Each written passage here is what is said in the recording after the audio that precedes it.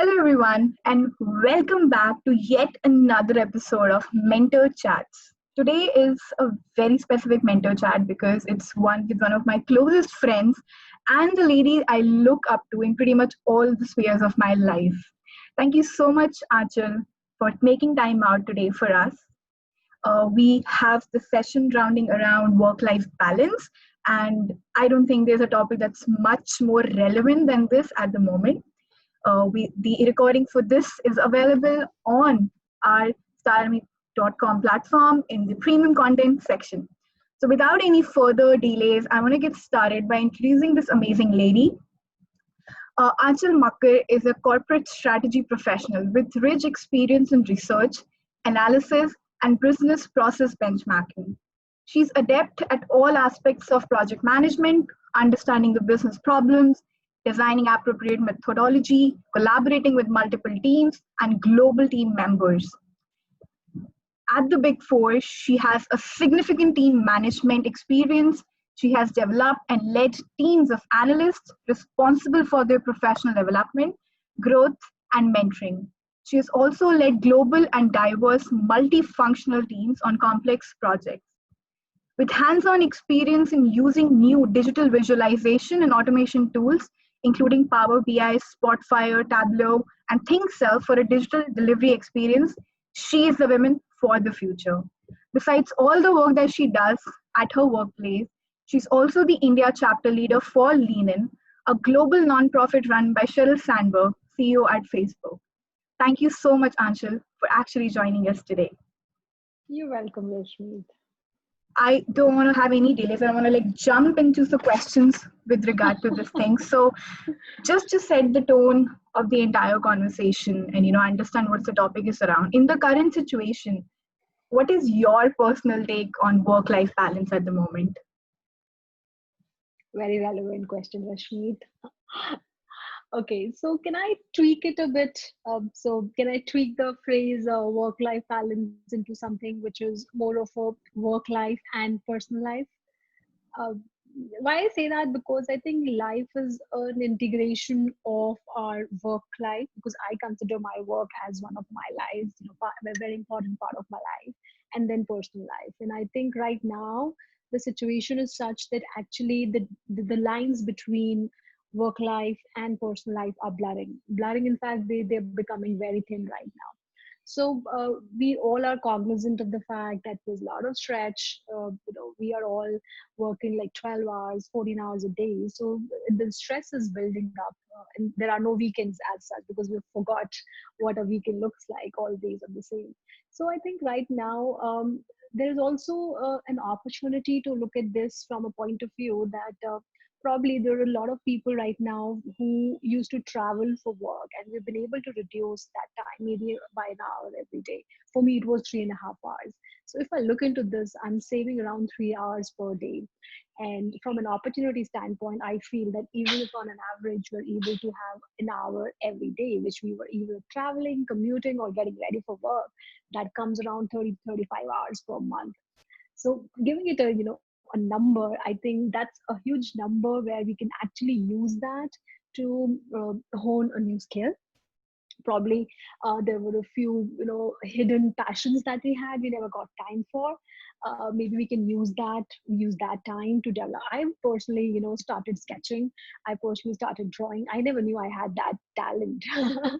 Still it is it's very at a nascent stage, but the idea behind this is that even if there is a lot of stress, there is a lot of talk about blurring of the professional and personal lives, I certainly feel that the opportunity really lies into identifying those extra hours.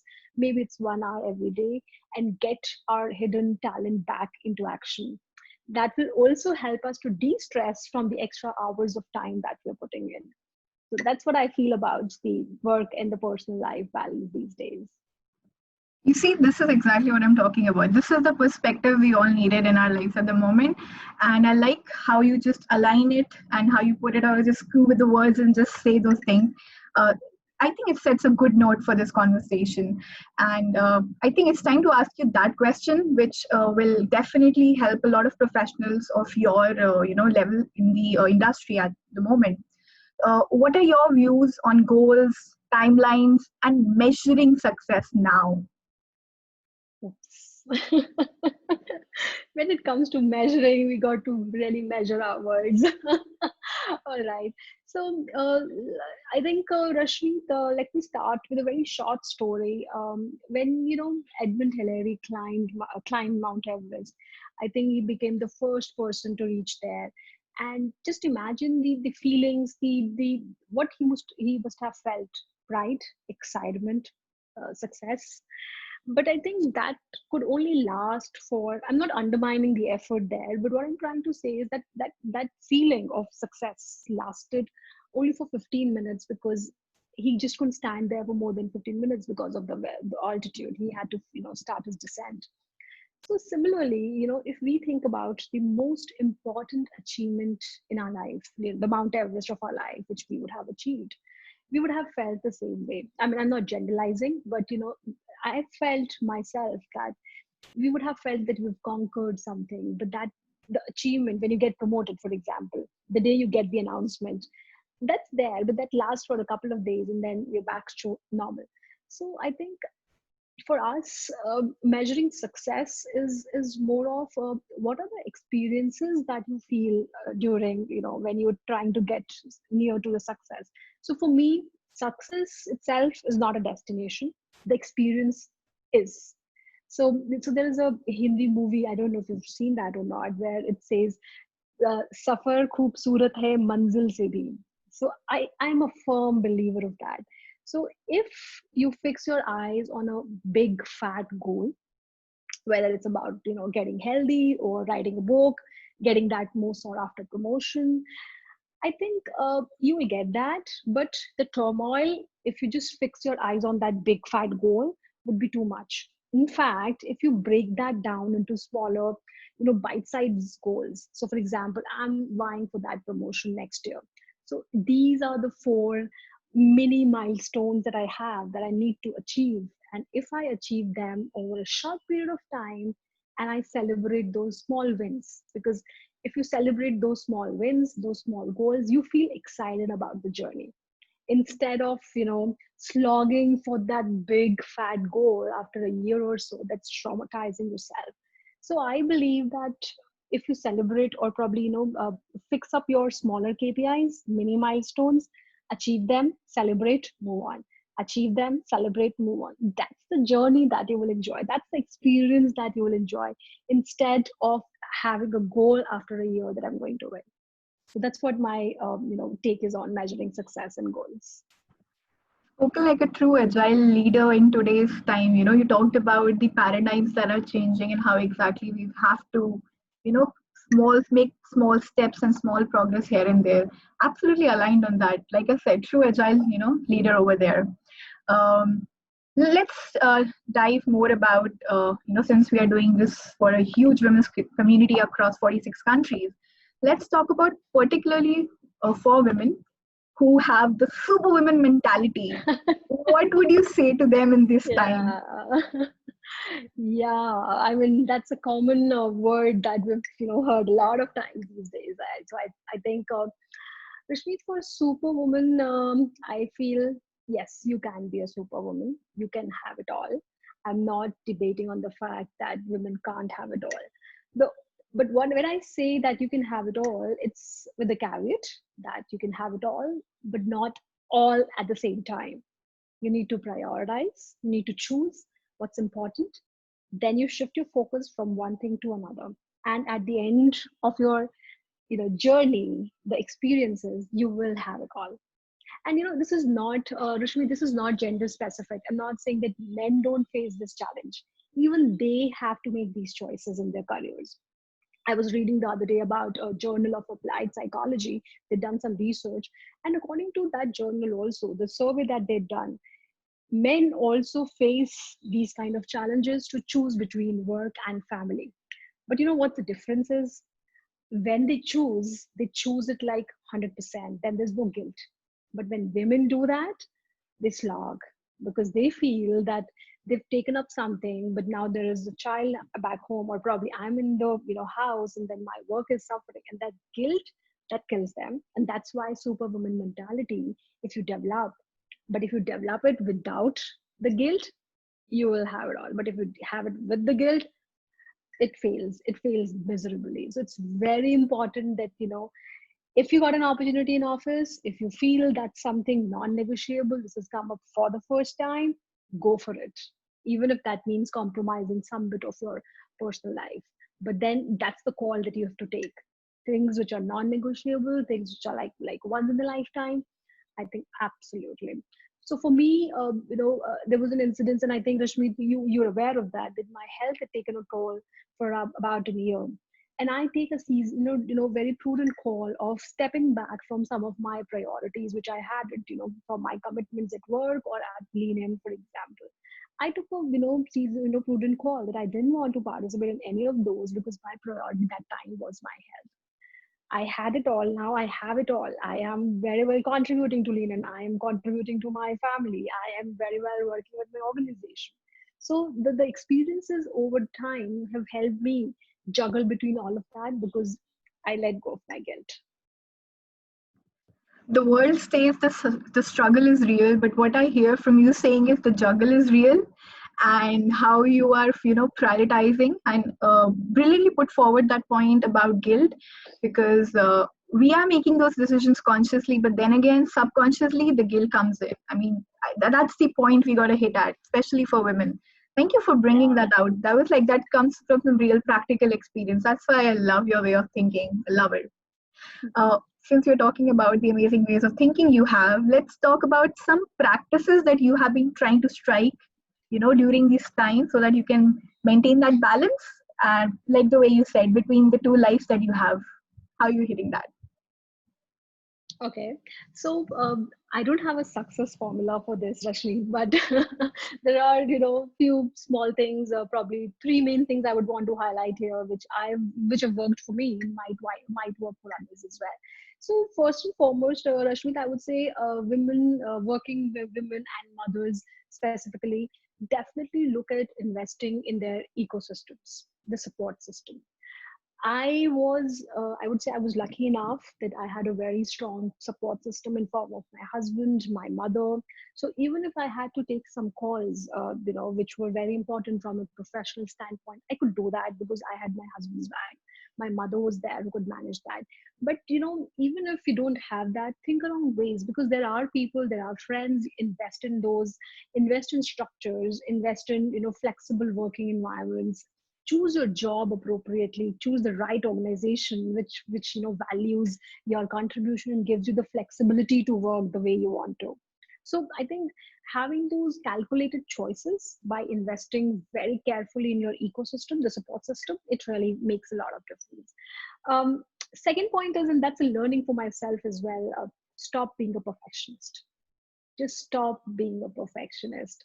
I used to be a core typical A type personality who would just want to do everything to the perfect, but that doesn't help.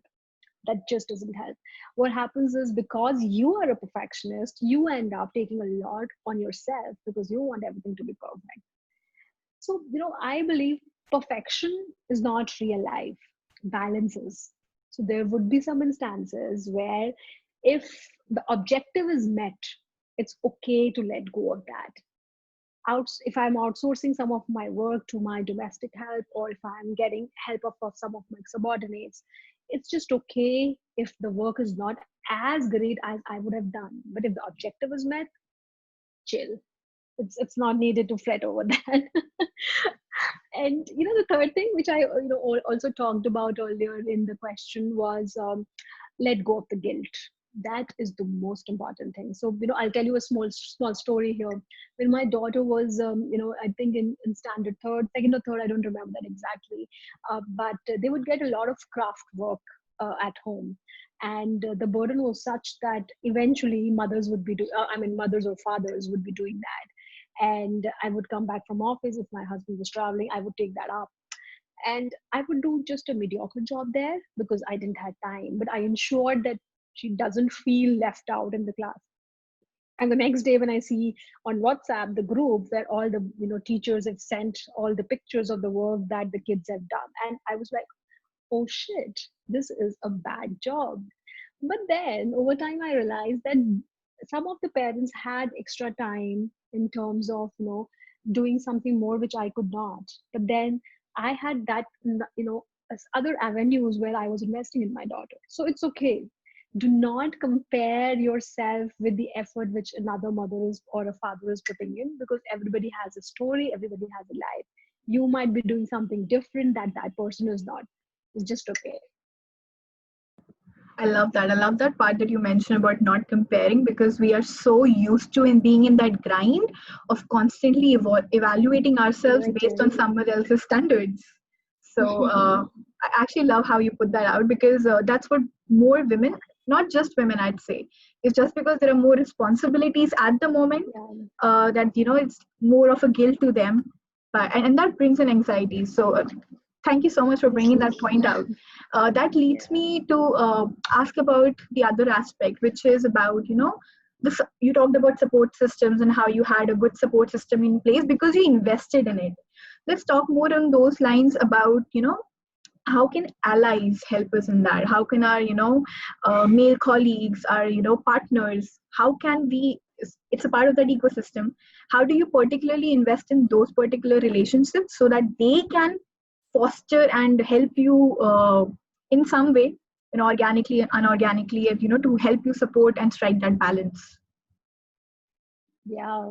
So, Rashmi, even before a woman or a girl goes and asks for help, I think one thing that we've always struggled is the first step of asking for help. So, even before identifying what kind of support we need from which individual, I think we have to be okay with the fact that it's okay to ask for help.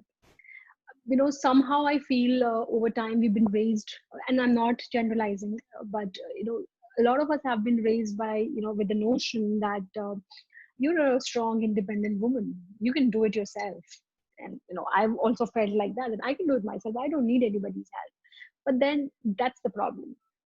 The moment you change that mindset, the moment you change that thinking that it's okay to ask for help, it's not a sign of weakness, it's a sign of self analysis, self awareness, you will feel very light.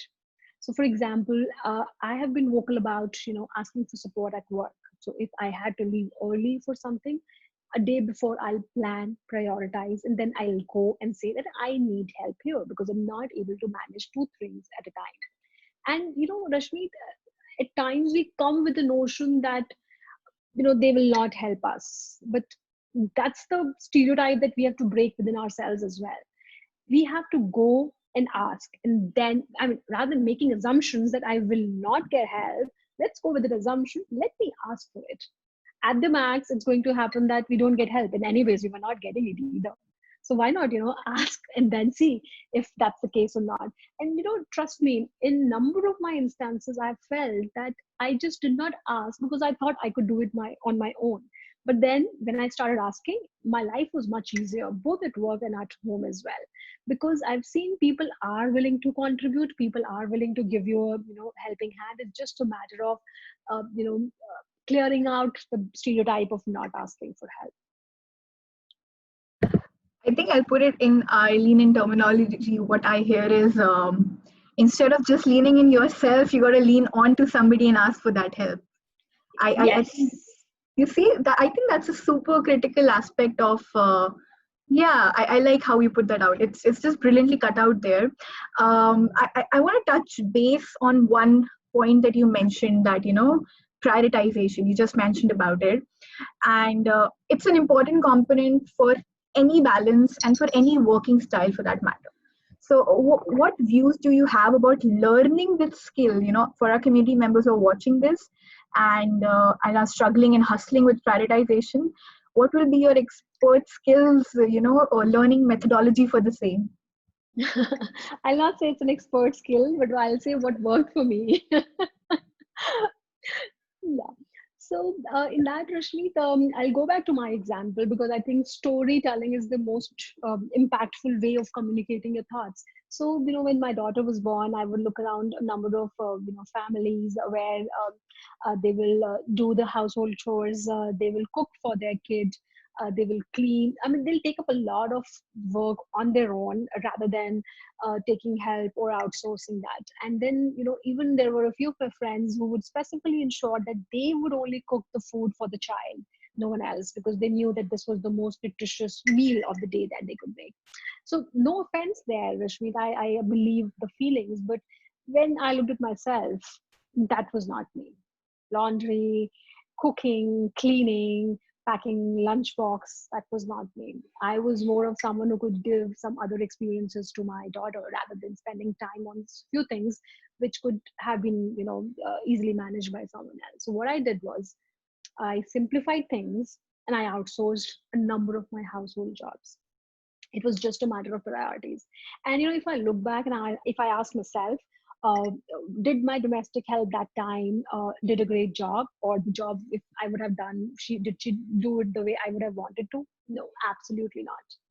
But good enough is good enough. The objective was met.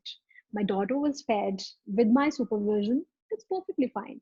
So no, if I look at, and probably a lot of people right now might be thinking that maybe I had the resources to do that point in time, and you're right on that.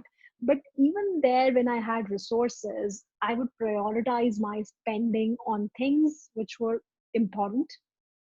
I would curtail my shopping expenditure to ensure that I was feeding my domestic health properly, because I knew that was important at that point in time for me. So it is a matter of balancing the amount of even the expenditure that you're doing to get the kind of experiences you want for yourself and for your daughter. And just ask yourself a few questions when you're trying to prioritize. What can't be compromised? What is totally non-negotiable? Pen that down. What are the tasks you must marvel at, and what are the ones which are just good enough? Good enough? Outsource. You want to do it yourself? Keep it yourself. The moment you have that list ready of top 3 or 4 tasks, believe me, your life would be much more easier, because then you don't have to fret about getting the meal done or probably getting the bed ready. It'll help you a lot, and it has helped me in my life. And this was just an example of how I manage things at home. But this is exactly the same. This is the way that I work in office as well.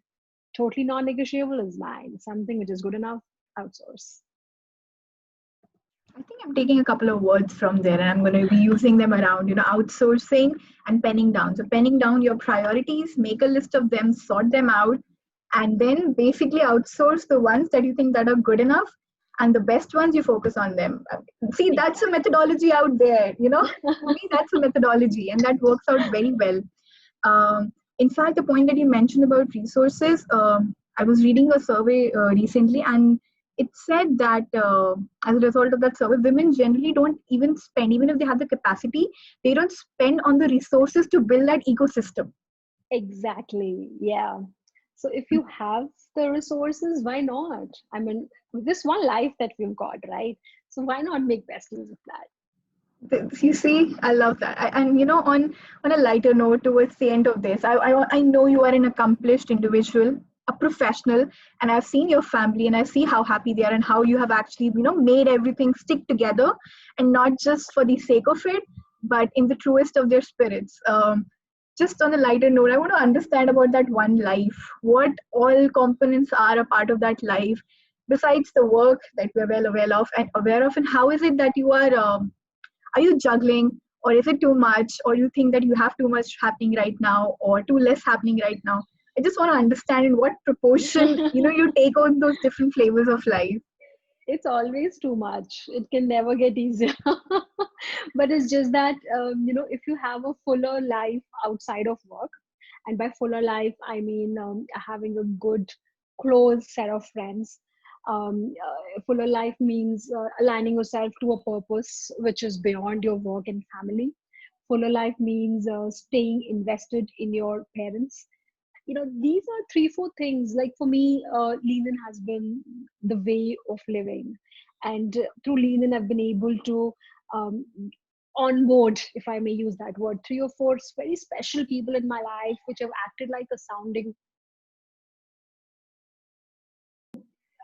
So what I was trying to say was, through Lean In, I've been able to on board very special people in my life who have actually helped me grow as an individual and accomplish a number of things which I could have never thought of. I have a very close circle of good friends which have been, like 15, 20 years now.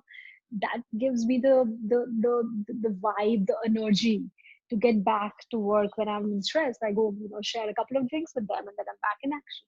And then definitely my family and my parents who have been throughout and having, not only the support system, but my, rock bed for everything that I've achieved in life. So that's how I would, classify that. And I don't juggle, I prioritize. Oh God, I mean and that's exactly how I think the Anchal vibe comes across to anyone who meets you. We totally Flattered. understand. No, not really. This is what I think of it, because you mentioned about this is how we look up to you as well. You are a perfectionist, but then you just talked about that imperfection in its way of perfectionism is kind of, your way of making things work around. So I love that. This has been such an exciting discussion, and the best part I think was the fact that it was so serene.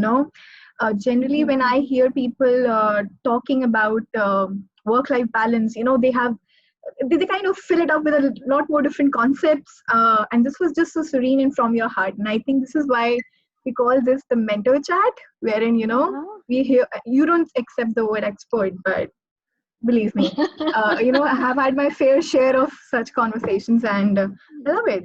Thank you so much for taking your time, for this, and for the community members who are listening. I think there's a lot that they can take from this, and I think if needed, you got to play this again and again, all of you, and hear those things in Ancha's voice. Thank you, Rashmi. You've been a perfect host and the awesome friend that I have. Thank you so much, Ancha. Right. Thank you so much. And for all of those who are watching this, thank you so much. Have a great day ahead. Bye-bye. Thank you. Bye.